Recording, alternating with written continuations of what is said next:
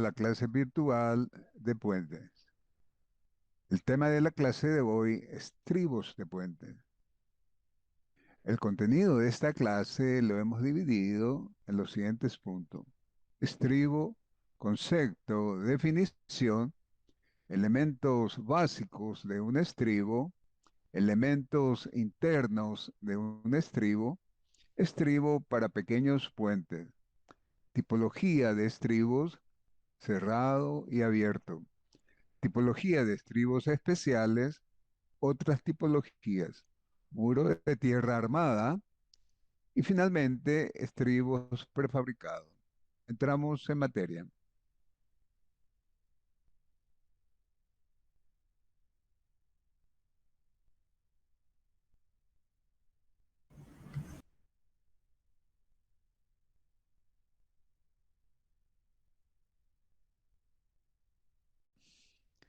En las cabeceras de los puentes o en sus estribos de un puente. En las cabeceras de los puentes o en su unión con los terraplenes de acceso, debemos prever unidades estructurales o elementos constructivos de transición a la integración de la obra de arte con el resto de la carretera o ferrocarril. Por este efecto y de acuerdo con las circunstancias, proyectaremos estribos o estructura de transición. En ciertos casos, con mayor frecuencia en puentes carreteros de pequeño porte, es usual suprimir los estribos o estructura de transición, proyectando voladizos de la superestructura a los vanos extremos y previendo taludes adecuados para los terraplenes de acceso. Una solución para los para los puentes de pequeño vano es la de usar una estructura isostática constituida por una viga simplemente apoyada con doble voladizo. En cuanto a eso, la unión del dintel del puente con el terraplén puede ser a través de una viga pantalla, ¿verdad? Que contenga el terraplén y dejar que el terraplén se derrame libremente, como en este caso. Este es el caso de la viga pantalla y el terraplén que se derrame libremente. O la otra alternativa es hacer una estructura de contención independiente, y dejando una junta de dilatación entre ambos elementos. El estribo de un puente de tramo recto materializa la transición existente entre el dintel de un puente y los terraplenes de acceso al mismo. Su función es, pues, variada. Por un lado, constituye el apoyo final del tablero y como tal debe transmitir al terreno de cimentación las acciones verticales y horizontales que de aquel recibe. Al mismo tiempo y como frontera entre la superestructura y el terraplén, debe contener a éste procurando que esa transición resulte lo más cómoda posible desde el punto de vista del tráfico vial. Entonces, por un lado, el estribo es el apoyo extremo de la superestructura y por lo tanto el encargado de transmitir las reacciones de la superestructura a la fundación y por otro lado es elemento de contención del terraplén. Y por lo tanto encargado de contener al terraplén y de garantizar una transición suave. Estas tres funciones, transmisión de las reacciones del tablero a la cimentación, contención del terraplén y calidad de transición para el tráfico, son las que determinan su concepción y su comportamiento estructural. Por lo demás, el estribo es parte importante del valor estético de un puente y por lo tanto su concepción, aspecto externo y detalles debe presentar un máximo de limpieza e integración arquitectónica.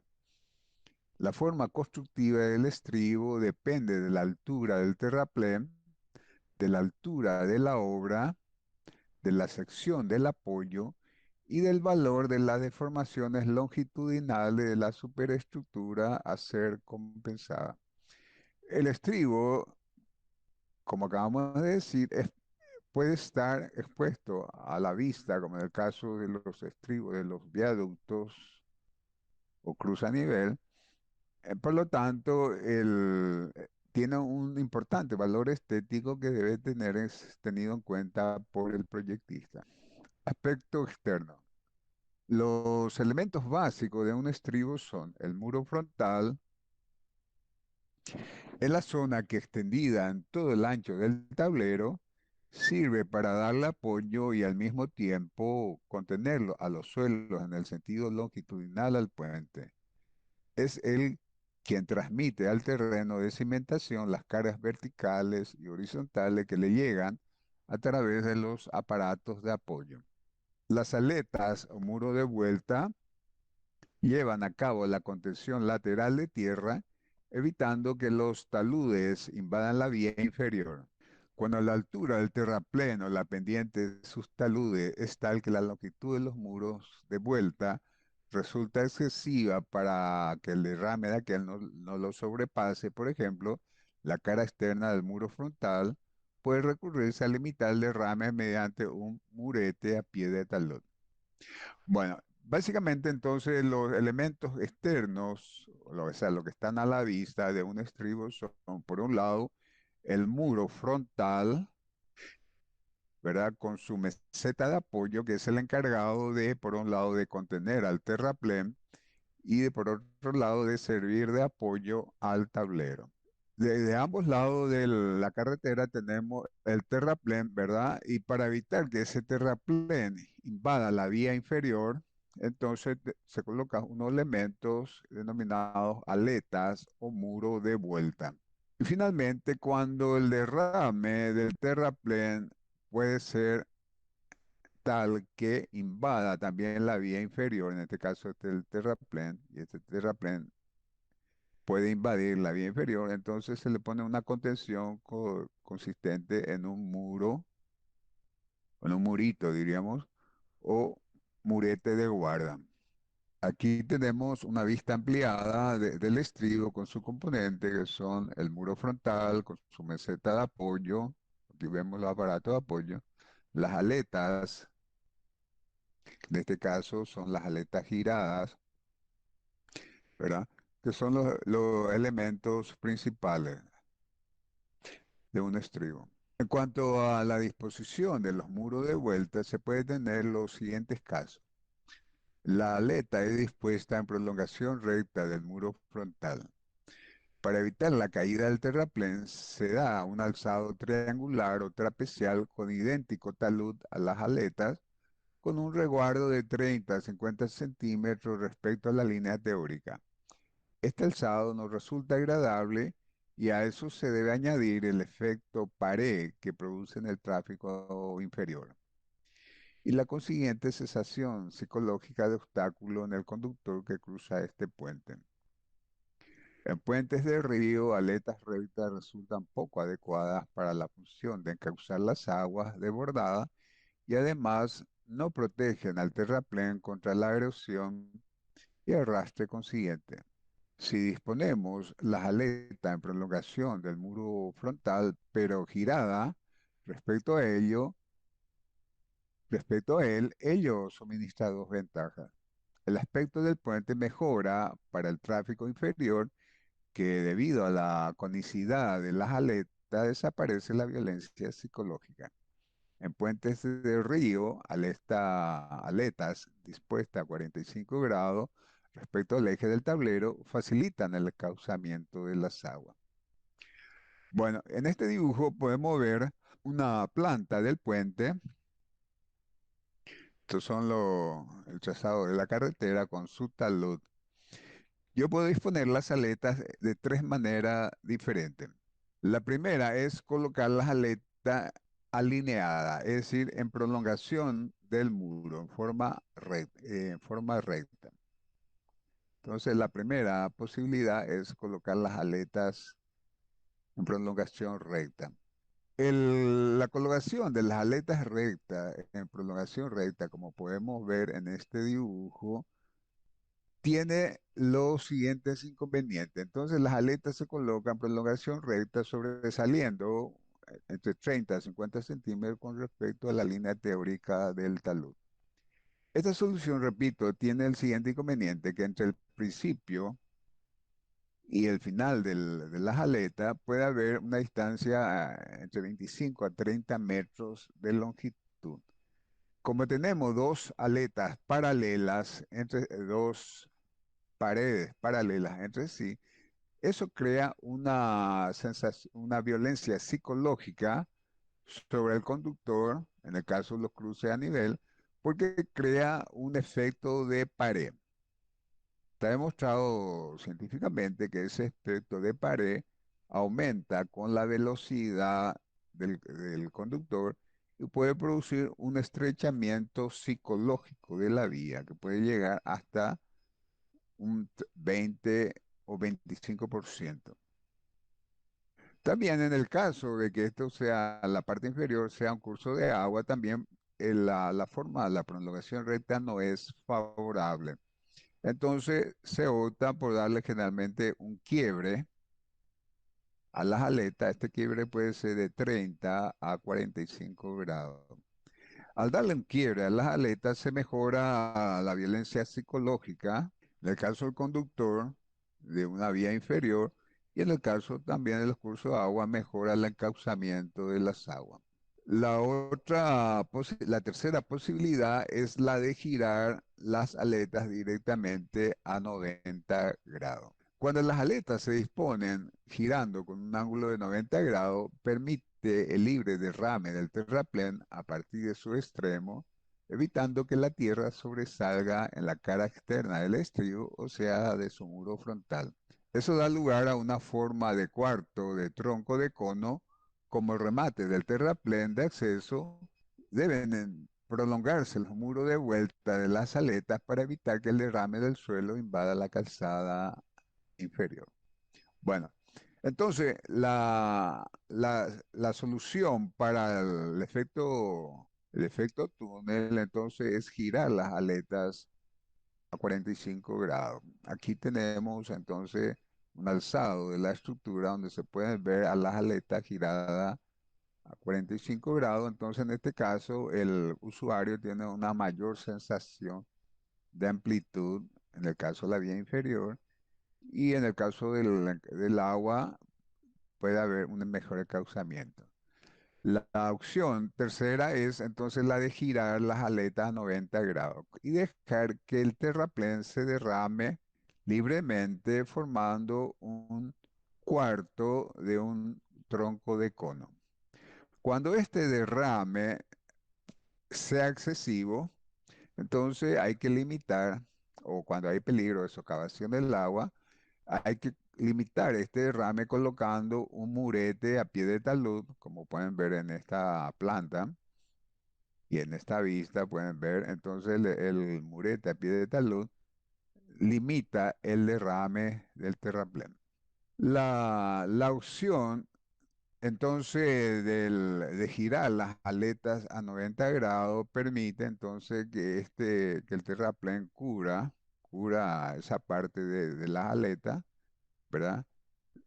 Dejando a la vista solamente un tronco de cono truncado, un cuarto de cono truncado. La solución con aletas quebradas a 90 grados tiene una gran plano longitudinal del puente, así como una gran seguridad frente al vuelco. Esta solución puede ser antieconómica a puentes de mucha altura. Por otro lado, presentan una seguridad mayor frente a la socavación al estar más retirada del acceso del agua al tradón del estribo. Las alternativas, entonces, la solución de girar las aletas 90 grados, entonces tiene innumerables ventajas. Por un lado, tenemos una estructura con un centro de gravedad muy retrasado que le da mayor estabilidad frente al vuelco.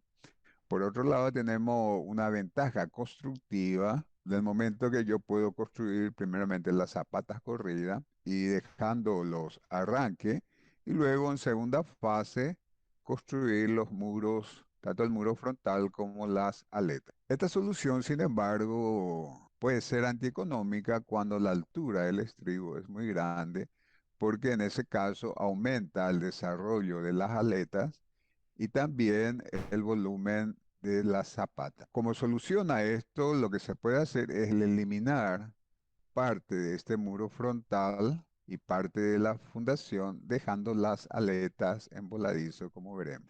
Dejando las aletas en voladizo y limitando por consiguiente la zapata, tenemos soluciones más económicas. Esta solución se ve limitada por la longitud del voladizo de las aletas, pero tiene la ventaja de un centro de gravedad retrasado respecto al muro frontal que facilita el equilibrio frente al vuelco por empuje de tierra y esfuerzos horizontales del dintel. El diseño de las aletas es tal que respecto a la línea de derrame de talud ofrece un resguardo suficiente entre 60 centímetros a un metro. Entonces el terraplén cubre a las aletas, como habíamos dicho, y se deja un resguardo, o sea, una distancia entre la cara del terraplén y el fondo de las aletas que oscila entre 60 centímetros a un metro. Generalmente oscila entre 30 a 60 centímetros. Tenemos el caso de los estribos semiocultos por el derrame del terraplén que esconde parte de la altura del estribo. Esto disminuye la sensación para el tráfico inferior de proximidad a una pared, unida al aumento de la transparencia y visibilidad que ofrece al conductor. El estribo queda reducido en estos casos a un cabezal superior que dispone de cajeado correspondiente y aloja los aparatos de apoyo del tablero, sustentado por dos o más fustes que transmiten su carga a la cimentación. Los fustes soportan el cabezal y las aletas que se disponen en forma de pantallas delgadas en voladizo. Bueno, si yo puedo permitirme que el terraplén se rame libremente, como pueden ver en este gráfico, entonces yo puedo eliminar parte del muro de contención. Entonces, al poder derramarse el terraplén frente al muro, entonces yo puedo eliminar parte del muro frontal y el estribo queda reducido a un dintel o cabezal que es el que tiene el cajeado para alojar los aparatos de apoyo. Entonces, el muro frontal queda reducido nada más que a un dintel o cabezal. Y este cabezal se apoya sobre unos fustes o pantalla que son los encargados de de transmitir las reacciones del tablero al terreno de cimentación. Y por otro lado tenemos entonces las aletas en voladizo, que quedan en voladizo respecto al dintel, ¿verdad? Que están cubiertas por el terraplén. Elementos internos de los estribos. Los estribos, desde el punto de vista del muro frontal, lo podemos agrupar en dos categorías. Aquellos que a causa de la importancia de los movimientos del tablero requieren la separación física entre éste y la tierra y aquellos que permiten un contacto directo entre unos y otras. Bueno, hay casos entonces que a causa de los movimientos, ¿verdad? Eh, el muro frontal debe estar separado del estribo para permitir entonces los movimientos, ¿verdad? Entonces, nosotros tenemos unos aparatos de apoyo y estos aparatos de apoyo deben estar protegidos contra el terraplén, contra el suelo de terraplén que puede humedecer, oxidar, etcétera, los aparatos de apoyo, entonces debemos de colocar un elemento de protección para esos aparatos de apoyo y ese elemento de protección se denomina murete de guarda. El murete de guarda o espaldón sirve para evitar el contacto directo de las tierras con la estructura del tablero, cuya unión vial se lleva a cabo a través de la junta de calzada. La ménsula o ensanchamiento superior del murete de guarda sirve para alojar debidamente a la junta, mientras que su ensanchamiento del lado del terraplén sirve para dar apoyo a la losa de transición. Además de la calidad de rodado, una junta de calzada debe ofrecer estanqueidad al agua de lluvia, evitando que ésta penetre en el espacio situado entre el tablero y el murete de guarda, con la posibilidad que alcance a los aparatos de apoyo e incluso se derrame por el paramento delantero del muro frontal. Bueno, entonces el muro frontal tiene una prolongación denominado muro de guarda, cuya función es, como acabamos de decir, la de proteger a los aparatos de apoyo. Este muro de guarda o murete de guarda tiene una ménsula pequeña donde, donde se encuentra la junta de calzada.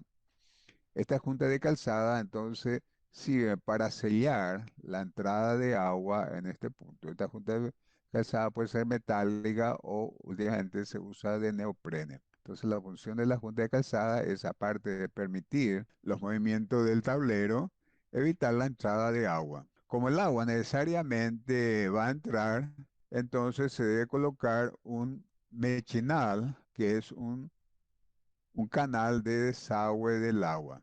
Entonces, este canal se llama Mechinal. El murete de guardia tiene además una pequeña ménsula donde apoya una losa que es hormigonada directamente sobre el terraplén.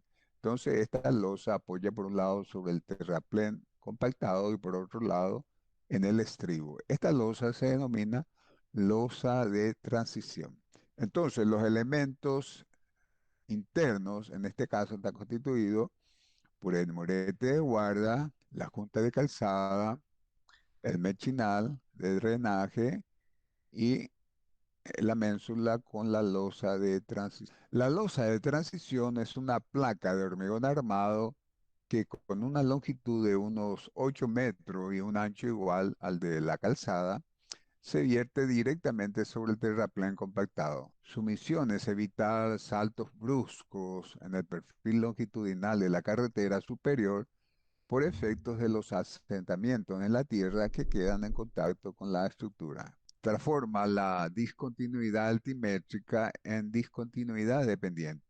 Una altura recomendada para la losa de transición, según Leonard, es de 20 centímetros. En casos de puente de hormigón pretensado, el murete de guarda puede estar constituido de placas premoldeadas atornilladas posteriormente para que se pueda estirar los cabos de pretensado. Entonces, normalmente el murete de guarda es hormigonado in situ con el muro frontal. Pero en el caso de puentes prefabricados, para poder permitir el postensado de los cabos, se debe dejar libre la estructura y una vez realizado el postensado de la estructura, entonces se coloca unos muros prefabricados atornillados al dintel. Vamos a estudiar nuevamente la meseta de apoyo. Para alojar el tablero, el muro frontal del estribo debe disponer de un ensayamiento en la parte frontal para apoyar el tablero, viga, cajón. Ese ensayamiento se llama meseta de apoyo. Por intermedio del aparato de apoyo, es usual disponer pendiente hacia el espaldón y un canalillo de recogida que habíamos llamado, visto que se llama vichinal, recogida que puede llevar hacia el trados el agua de lluvia. Los apoyos de neopreno se sitúan sobre la plataforma de apoyo. Los neoprenos rectangulares siempre deben disponer con el lado más corto en la dirección del eje longitudinal del puente. Deben dejarse un resguardo en el neopreno y el borde superior de la meseta, por lo que es usual que el eje del neopreno esté a unos 40 centímetros, debiendo quedar entre el borde del neopreno y el borde de la meseta un valor mínimo de 10 a 15 centímetros. Además, debe quedar una junta entre el tablero y el murete superior al máximo movimiento de este. Un valor de 5 a 10 centímetros puede ser suficiente en la mayoría de los casos. También es conveniente que el eje del neopreno se sitúe en el eje del muro frontal del estribo para evitar momentos flectores. Aquí tenemos lo que acabamos de decir. Sobre la meseta de apoyo se hace una superficie horizontal que se llama meseta de nivelación, donde tiene que estar los aparatos de apoyo. El eje de este aparato de apoyo, como acabamos de decir, debe estar como mínimo a 40 centímetros del borde de la pared, lo cual implica que en la mayoría de los casos esto quedará a 10 o 15 centímetros del borde de la cara del estribo. Por otro lado, también necesitamos que existan la misma distancia entre la meseta de nivelación y y el espaldón o murete de guarda, ¿verdad? Para poder colocar las juntas de dilatación y este debe tener una pendiente para que hacia el dren o mechenada. Estribos para pequeños puentes. Los estribos de pequeños puentes están constituidos por una pared de hormigón armado que su parte superior constituye la mesa de apoyo sobre el cual, por ejemplo, la losa descansa directamente. Para vanos hasta de 15 metros y para fundaciones estrechas y terreno no muy rígido, hasta 25 metros, se puede adoptar en ambas paredes del estribo apoyos lineales fijos constituidos por articulaciones de hormigón. Las deformaciones longitudinales de la estructura son compensadas por la rotación de las paredes del estribo y por la deformación del terraplén. La pared del estribo es armada transversalmente en la parte superior para resistir los esfuerzos de hundimiento provocados por la carga lineal y longitudinalmente como laja, dejando unos H0 de 0,70 dB. No es necesaria ninguna armadura si la línea de presiones resultante del empuje de tierra y de las reacciones del apoyo a su G y H sub cero se sitúan en el centro del núcleo central de la pared. Se adoptan en general una armadura para limitar la fisuración que debe ser dispuesta principalmente en horizontal, por ejemplo, FIDE 10 cada 15 y FIDE 12 cada 30 verticalmente. La superficie debajo de la articulación debe ser inclinada en la dirección del terraplén, o sea, en la dirección de la camada drenante, para evitar con ello la infiltración del agua. Vamos a aclarar este texto con este dibujo. Entonces, en el caso de los puentes de vanos cortos, ¿verdad? Hasta 15 metros, dice Leonard, yo puedo usar como solución una losa, un puente en losa. Entonces, la superestructura es directamente una losa maciza de hormigón armado. Esta losa maciza se apoya en el estribo a través de una articulación tipo Freycinet, como acabamos de decir que vimos en la clase pasada. Entonces, por lo tanto, la losa necesita un refuerzo para absorber los esfuerzos de fendado y debe tener una armadura vertical para los esfuerzos de corte, como vimos también en la clase pasada. Si el ancho de la pared es suficiente, entonces la línea de presiones actúa en el centro de la pared y teóricamente no hay tracciones en esa pared, necesitándose, según Leonard, solo una armadura mínima constituido, por ejemplo, por FIDE 10 cada 15 en el sentido y FIDE 12 cada 30 en el sentido vertical. Esta disposición es estable porque aparte de transmitir los esfuerzos verticales, los esfuerzos horizontales creados por el empuje son absorbidos por el mismo dintel. O sea, el mismo dintel actúa como puntal, digamos, para absorber los esfuerzos horizontales provenientes del terreno. Por el cual entonces, al no haber vuelco, entonces la línea de presión puede actuar en el centro de la pared. Para hacer el sistema estable se puede colocar también una losa inferior que además evita la socavación. Los efectos de dilatación o de contracción del puente son absorbidos por un giro angular del muro con respecto al suelo. Si el suelo es suficientemente elástico o flexible, entonces este, esta pared por giro angular es capaz de absorber las dilataciones o contracciones del tablero. Cuando el largo del puente es mayor a 15 metros, ¿verdad? Entonces los movimientos son ya mayores. Entonces yo necesito colocar de un lado, debo colocar yo un apoyo móvil, como por ejemplo un apoyo de neoprene, pero el otro lado puede estar constituido todavía por un estribo fijo, perdón, por un apoyo fijo. Planos mayores de 15 metros, el tablero del puente puede tener fijo apenas un lado. Por el otro, es necesario un apoyo que pueda girar y deslizar horizontalmente. Por lo tanto, se emplean actualmente aparatos de apoyo de elastómero, o mejor aún, aparatos de apoyo con camada de caucho. En la fase frontal lleva un revestimiento de piedra bituminada de protección. En los casos de puente de poca luz, los movimientos de la calzada son suficientemente pequeños para establecer un contacto directo entre el suelo y el tablero sin tener repercusiones prácticas en la rasante de la calzada de acceso. En este caso, la junta de calzada queda sustituida por una junta cerrada y sellada con un mastique adecuado que asegura al máximo la impermeabilidad. El tablero forma una especie de toca de resguardo que envuelve al trasdor del estribo y evitando que así que ni la tierra ni el agua del terraplén asome por el plano de los aparatos de apoyo.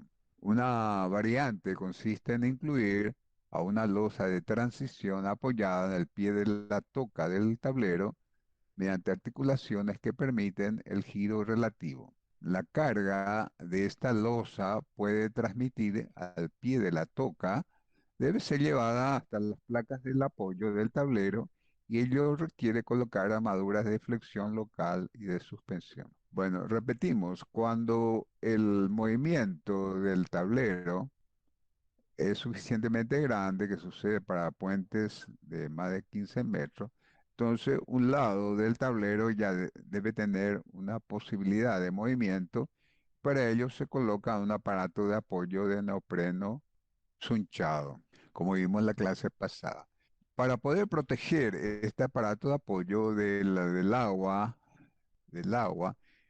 y de otros factores, entonces, y de la tierra, del agua, entonces se coloca una toca de resguardo. Esta toca de resguardo es una prolongación del tablero que sale en forma de una ménsula a fin de proteger al aparato de apoyo.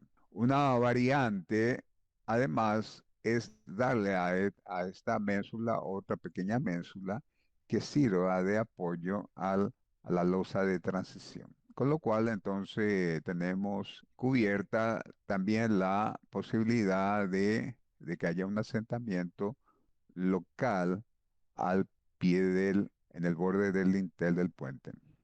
Bueno, entonces una alternativa sería entonces la de colocar simplemente una toca de resguardo de protección del aparato de apoyo y esta toca de resguardo va revestida por un material bituminoso, ¿verdad? Para que no sea atacado por los elementos.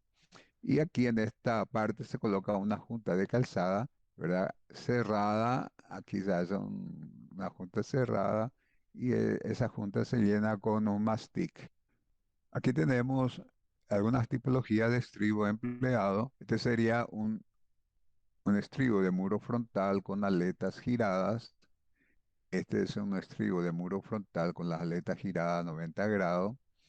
Este es un estribo de muro frontal abierto, apoyado sobre fustes o pantalla. Y este es un muro, un estribo que está constituido por un dintel apoyado sobre pilotes. Tipologías de estribo cerrado. Estribo cerrado de muro frontal macizo. La utilización de un muro frontal de contrafuerte puede resultar económica para una altura de unos 10 metros. En ella se distingue cuatro zonas bien claramente bien diferenciadas, que son la zona de apoyo del tablero, el murete de guarda, el alzado del muro y la zapata de cimentación. Como habíamos visto, la solución en muro frontal macizo es una alternativa excelente, pero a partir de los 10 metros puede ser antieconómica. Esta solución tenemos el muro frontal con la zona de la meseta de apoyo, el murete de guarda o espaldón, el, las aletas en voladizo y las zapatas. Estos son los elementos constitutivos principales. Para que los aparatos de apoyo no queden a la vista del punto de vista externo, entonces en ambos extremos se cierra con una pantalla delgada de hormigón. Esta pantalla se denomina oreja. Entonces la función de las orejas es tapar la visual, ¿verdad? Del punto de vista externo. Entonces en ambos extremos del voladizo tienen unas orejas que sirven como para evitar la visual. Aquí en esta planta se pueden ver las orejas. Aquí tenemos entonces el alzado de un muro frontal macizo que, como he visto, se haya constituido por el muro frontal, la meseta de apoyo, el mechinal, la meseta de apoyo con la meseta de nivelación para colocar los aparatos de apoyo y finalmente la calzada. Para evitar que, en el caso de que el río suba de nivel, aparezca una presión hidráulica cuando el río baje de vuelta, entonces se colocan unos drenes en la parte inferior del muro que evitan entonces que exista una presión hidráulica, ¿verdad? Por la diferencia de niveles entre la parte interior y exterior del estribo. Muro frontal con contrafuerte.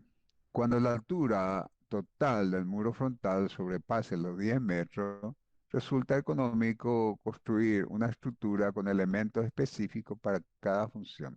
Del muro frontal pasamos por una placa delantera delgada apoyada sobre contrafuertes verticales que pueden tener un gran canto de modo a ahorrar armaduras de flexión. Entonces, cuando la altura del estribo sobrepase los 10 métricos, es ya antieconómico, pues tenemos muros que pueden tener más de 80 centímetros de espesor, que resulta económico.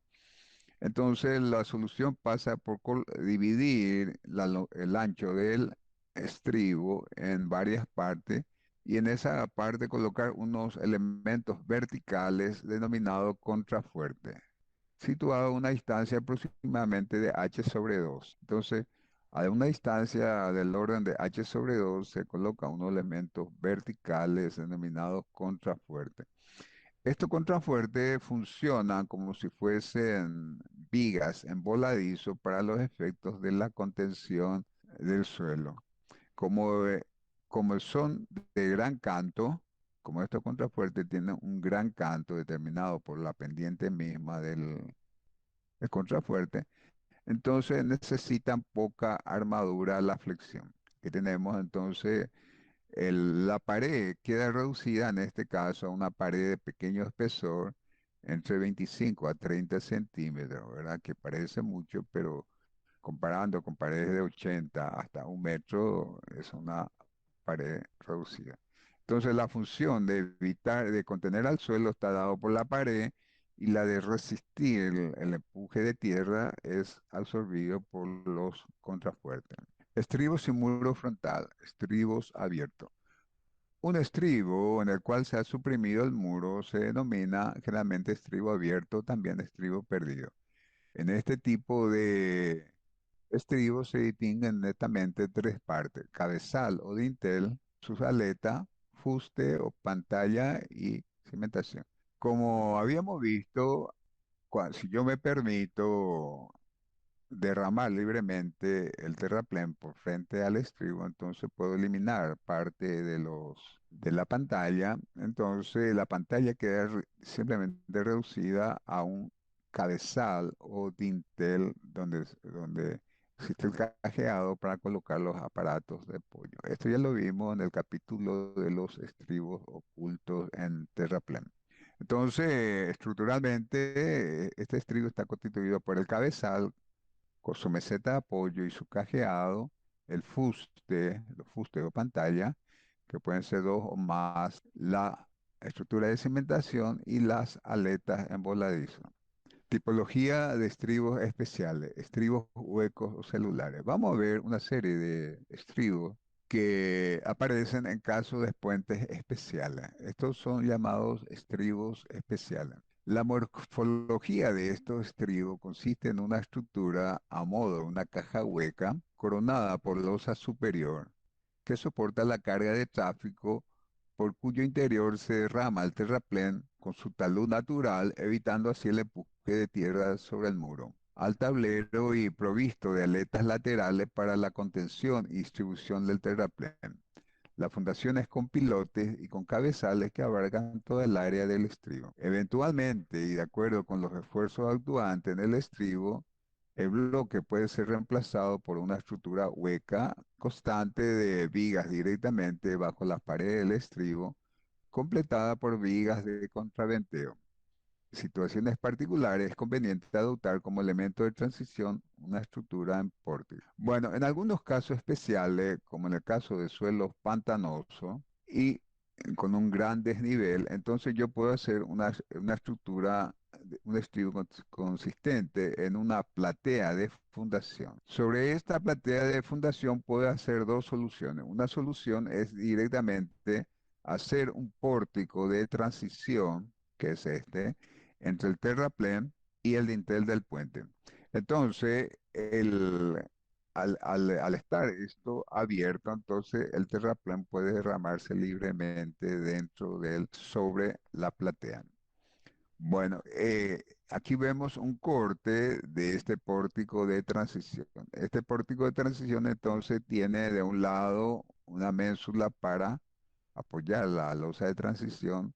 Por otro lado tiene un cajeado donde apoya el dintel. Este tipo de estribos se denominan estribos huecos. La otra posibilidad es hacer una caja cerrada y dentro de esta caja cerrada está abierta por un lado para que se derrame directamente el terraplén por dentro y evitar por eso el empuje de tierra. Esta caja puede tener aletas lateralmente para la contención del terraplén. Aquí tenemos entonces un estribo hueco que, como dije, está constituido por una platea y un pórtico de transición. Aquí tenemos un estribo hueco constituido por una caja cerrada. Esta caja cerrada está abierta por un lado, como habíamos visto, y puede tener lateralmente aletas para la contención del suelo. Cuando esta estructura es muy alta, yo puedo ya está, cerrar una parte de la caja y colocar nervios tantos horizontales, como en este caso, vigas de amarre, elementos horizontales y nervios tanto verticales. Entonces, esta estructura se llama estribo celular. Entonces, el estribo celular es un estribo que es una caja cerrada, a diferencia de la anterior, que era una caja abierta. El estribo celular es una caja cerrada que tiene por dentro elementos de contraventeo, que pueden ser vigas para evitar, y pueden tener también nervios verticales eh, para el pandeo de las paredes. Estribo flotante. Reciben esta denominación aquellos estribos que se cimentan directamente sobre el terraplén o un macizo de tierra armada. Consiste en una viga zapata con murete de guarda que fundamentalmente transmite la carga a un relleno de tierra cuidadosamente compactado que se derrama frontal y lateralmente.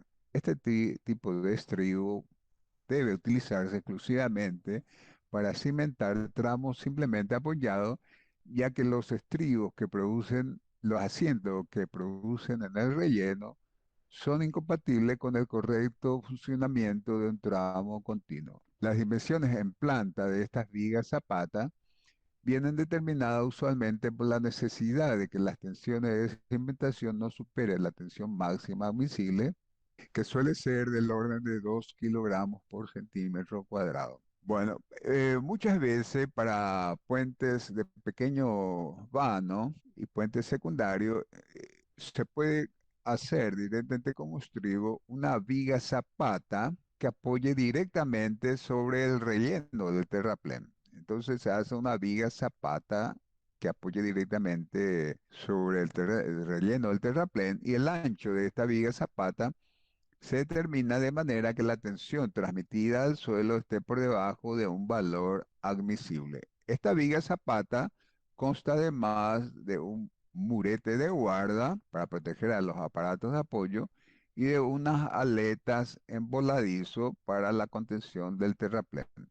Debe existir un resguardo entre el borde de la zapata por motivo geotécnico, entonces debe existir una distancia A hasta el borde del terraplén antes que éste caiga libremente. Esa distancia suele ser el orden de 2 metros. La necesidad de respetar un resguardo mínimo a función de las características geotécnicas del terraplén y de la estabilidad del talud pero en general no debe ser menor a 2 metros, 2 metros y medio. Implica que cuando se adopta esta solución del estribo, los vanos laterales del tablero resultan más largos que cuando los estribos son cerrados o abiertos. Bueno, entonces yo puedo apoyar este estribo, que es una viga zapata, sobre un relleno terraplén, o también puedo hacer sobre un suelo armado. En este caso, al ser un suelo armado, no necesito este sobreancho, digamos, de 2 metros, ¿verdad? Porque la zapata puede estar directamente cerca del borde del suelo armado. Estribos anclados al terraplén. En el caso de estribos de grandes alturas, puede ser antieconómica la utilización de estribos de gravedad. Una forma de dar a los estribos seguridad suficiente frente al vuelco y al deslizamiento consiste en anclarlo al terraplén mediante tirantes de hormigón armado enlazados en sus extremos a un bloque o a una gran viga T dispuesta horizontalmente dentro del terraplén. En ambos casos, se moviliza el empuje pasivo de tierra que hace efectivo el anclaje. Cuando yo tengo entonces un gran desnivel, la utilización de un muro de gravedad puede ser antieconómica. Estamos hablando de estribos de alturas mayores a 10 metros. En ese caso, una solución alternativa sería colocar tirantes de anclaje de esta pared, y esos tirantes van y se anclan a una viga T acostada, que como pueden ver en este dibujo, que se oponen al empuje activo actuante sobre la pared mediante un empuje pasivo. O sea, por empuje pasivo, entonces esta viga T acostada contrarresta al efecto de tracción producida por las presiones sobre la pared. Como ustedes saben por geotécnica, el empuje pasivo es aproximadamente 9 veces el empuje activo, por lo tanto yo necesito mucho menos superficie para el caso del empuje pasivo. Estribos contrapesados. Cuando la relación de luces entre el último vano de un tablero de puente y el siguiente es muy pequeña, o bien cuando el procedimiento constructivo utilizado existe sobre el estribo muy poca reacción debido al peso propio del lintel, sucede que dicho apoyo ha de soportar acciones del tablero en sentido ascendente. Hay que evitar dos problemas: el despegue del lintel de los aparatos de apoyo, lo que ocasionaría un cambio en el esquema estático de la estructura, evitar que todo el estribo es el que se despegue del terreno. Una solución consiste en un contrapeso que se consigue rellenando de grava la parte inferior del estribo, que está concebido como una superposición de dos cajones huecos de distinto tamaño estructuralmente enlazados. Mientras el inferior está relleno de lastre, una pared superior, actuando como un gran nervio transversal, transmite al situado debajo las reacciones ascendentes del tablero, el cual logra su apoyo en el estribo mediante dos ménsulas que prolongan las almas del primero y que tienen aparatos de apoyo dispuestos en su cara superior. Bueno, vamos a explicar esto. Entonces, cuando yo tengo, por ejemplo, una reacción negativa que puede suceder por el caso, por ejemplo, cuando los vanos de un puente sean muy desiguales, cuando la carga muerta está sobre el tramo largo, entonces puede haber una reacción en el extremo. Entonces puede suceder dos cosas. Primero, que el, el dintel del puente tiende a levantarse, lo cual el aparato de apoyo deja de funcionar, entonces este dintel trabaja en voladizo, para lo cual no está calculado. Y la segunda posibilidad es que todo el estribo sea levantado. Entonces, para evitar ese problema, una solución consiste en hacer dos cajas superpuestas. En la primera caja se hace un contrapeso constituido por la caja hueca y rellenado de lastre. Puede ser, por ejemplo, piedras o gravas. Y en la segunda caja, que está unida a la anterior por unos nervios verticales y horizontales en forma de ménsula, entonces el lintel del puente apoya a través de un sistema machembrado, ¿verdad? Y este dintel puede transmitir tanto reacciones verticales como reacciones para abajo, como reacciones para arriba. Entonces, cuando el dintel tiende a levantarse, entonces reacciona contra esta ménsula, ¿verdad? Que transmite su reacción a la pared que liga. Entonces, este elemento transmite la reacción a las paredes que están unidas rígidamente a la caja inferior. Estribos abiertos con dintel sobre pilotes. En el caso de cimentaciones pilotadas con estribos abiertos, es frecuente recurrir a soluciones como la que se esquematizan en la figura siguiente. En este caso, los aparatos de apoyo del tablero se apoyan sobre una viga de dintel, la cual es soportada por una fila de pilotes, dejando el terraplén se derrame libremente. El dintel de apoyo o cargadero ejecuta una vez que se ha realizado el terraplén y los pilotes, y esto a su vez se construyen cuando se han finalizado los terraplenes para así descargarlo en la medida posible de los empujes de tierra. Una solución económica, sobre todo en los viaductos actuales, es la de construir primero el terraplén, y una vez que el terraplén esté compactado, entonces se excavan los pilotes, ¿verdad? Y sobre esos pilotes se hormigona el dintel de apoyo que va directamente, entonces este dintel o cabezal va apoyado directamente sobre el apoyo.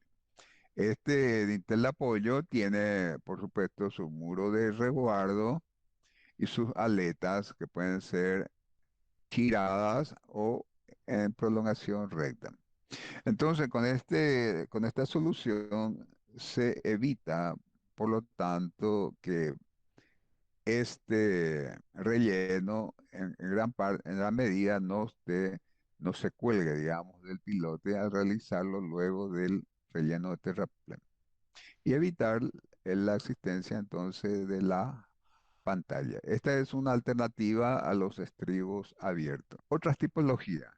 Existen estribos en que las funciones de contención del terraplén y de soporte en la carga vertical están cada una encomendada a elementos independientes.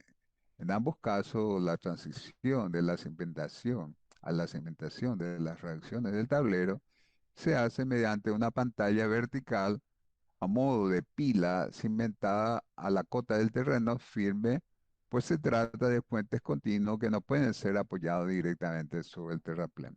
En la solución de la figura, la contención del terraplén se efectúa mediante un muro de tierra armada, mientras que en el siguiente dibujo el derrame en la tierra se evita mediante un muro hueco de hormigón armado cimentado sobre el propio terraplén. Yo puedo hacer entonces una solución en que la función de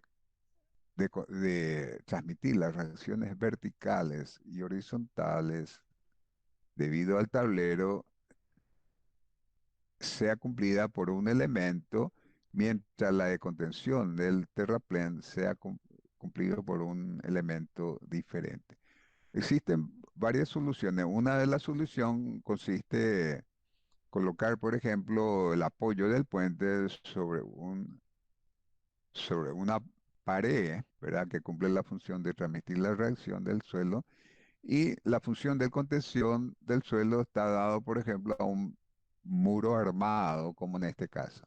Entonces, el muro armado sirve para la contención del suelo armado, perdón, sirve para la contención del suelo, y la pared para resistir las cargas verticales.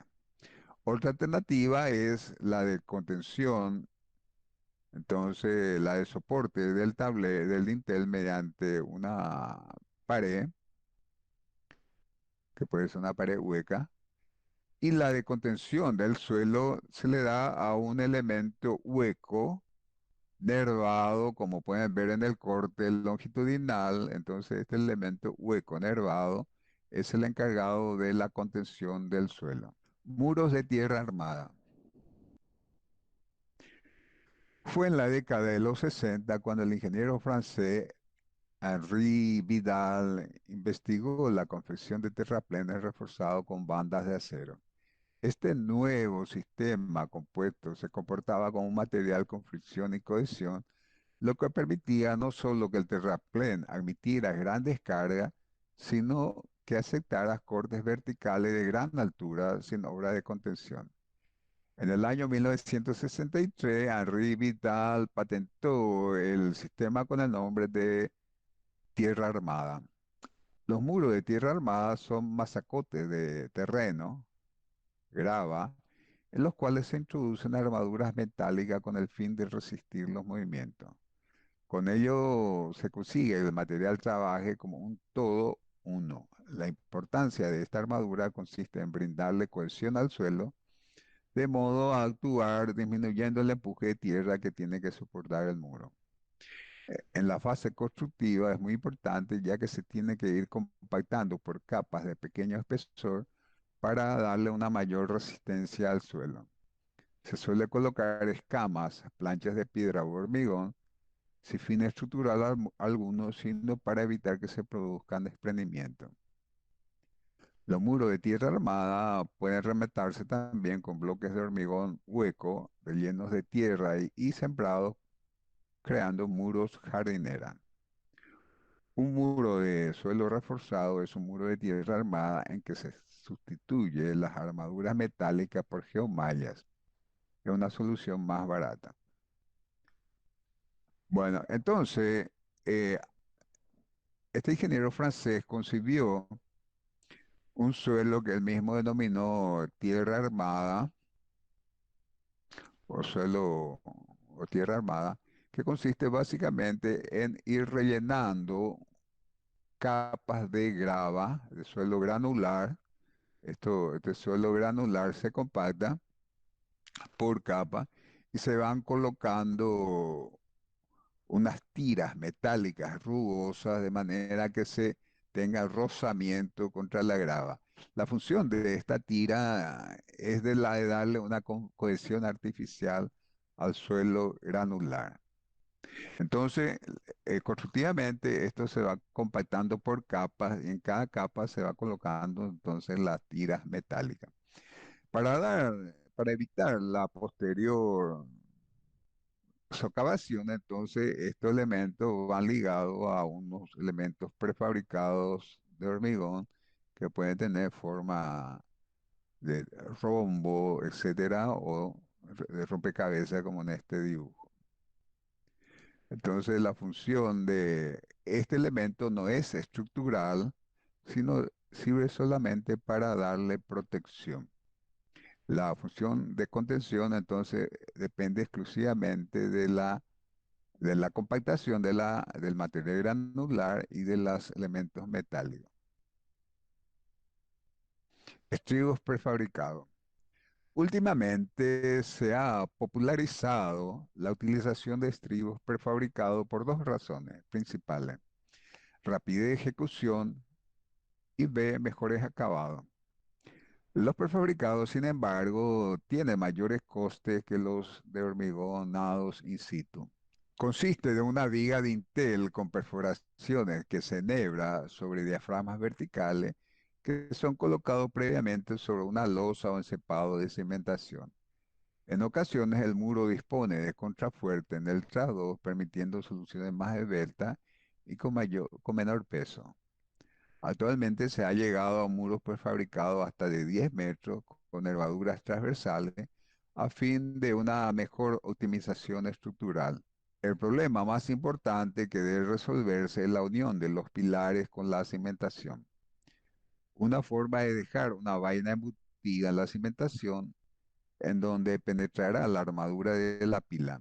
Las vainas de la cimentación se rellenan con mortero sin retracción. Después se mantiene la pila en posición vertical hasta que frague el mortero.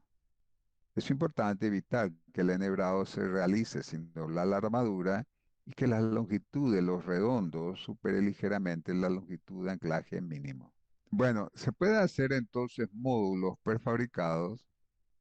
Generalmente se hacen en forma de viga T para darle entonces mayor rigidez sin aumento excesivo de la sección.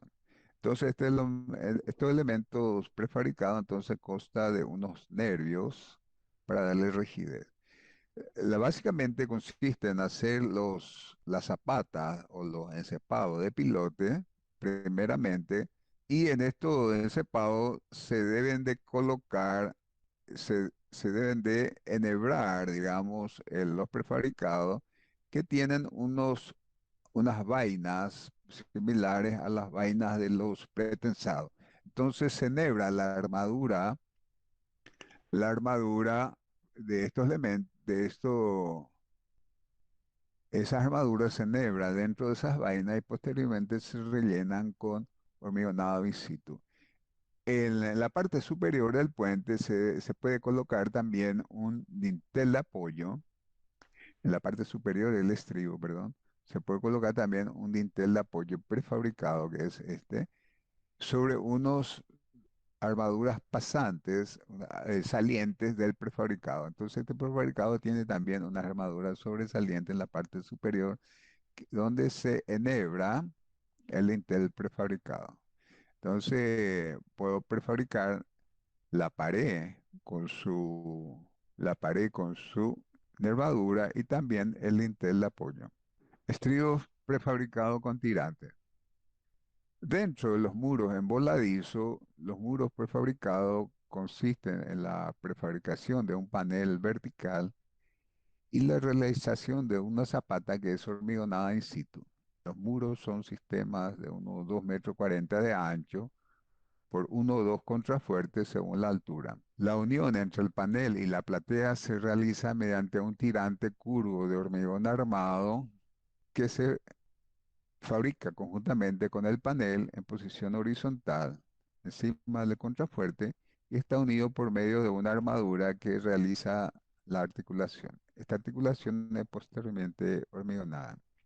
Cuando el muro prefabricado, que como en el caso anterior, tiene unos contrafuertes para darle mayor rigidez, cuando esta altura es muy grande, entonces se le agrega un tirante. Este tirante también es prefabricado y está unido al prefabricado anterior mediante una armadura, una articulación de una armadura, ¿verdad? Se coloca entonces el prefabricado a la zapata y luego se coloca el tirante y finalmente, una vez hecha la unión con la armadura, el tirante es hormigón rellenada con un mortero especial. Bueno, con esto damos fin a esta clase número 10. Le agradezco a todos los que permanecen.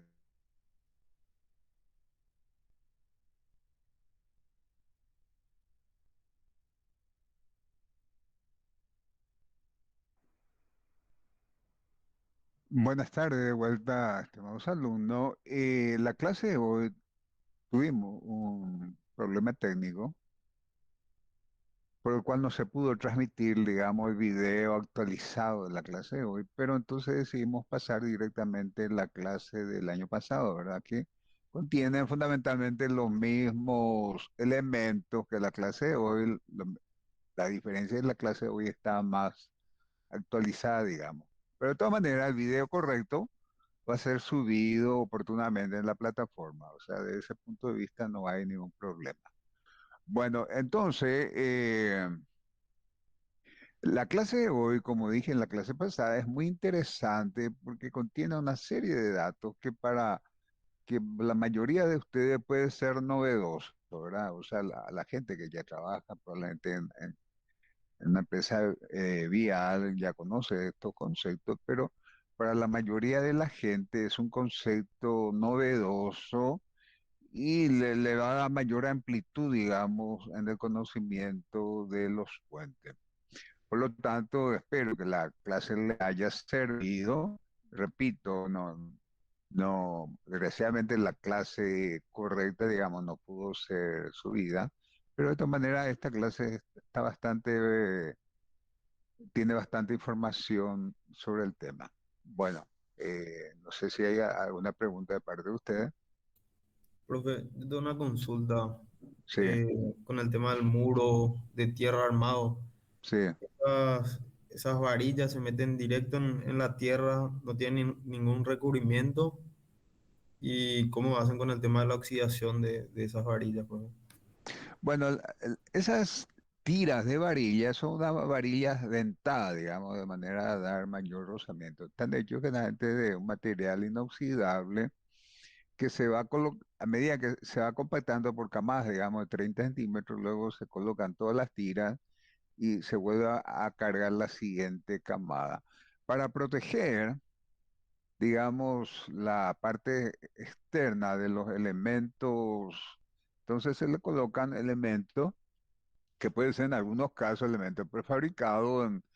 Existen también otras soluciones como darle jardinería, etcétera, al acabado. Por eso el viaducto que está sobre la autopista, muchas informaciones periodísticas decían que podía colapsar porque las paredes laterales estaban desalineadas, se iba abriendo, etcétera. Lo que la gente desconoce es que lo que se ve, digamos, en el viaducto de la autopista, esa pared no es estructural como acabamos de ver. Es nada más que, y entonces tiene un problema realmente constructivo. O sea, en el momento que construyeron esos prefabricados no estaban bien alineados. Entonces, pero lo cual tiene un problema más bien estético que estructural. No sé si le aclara eso su pregunta. Sí, gracias, profe. Perfecto, me alegra. ¿Hay otra pregunta?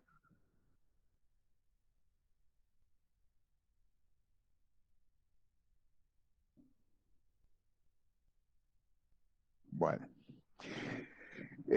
Vamos a dejar la clase de hoy aquí, entonces le agradezco, veo que está aumentando por suerte el número de alumnos, le agradezco a todos los que asistieron a esta clase y esperamos encontrarnos, Dios mediante, la próxima semana. Gracias a todos por su asistencia.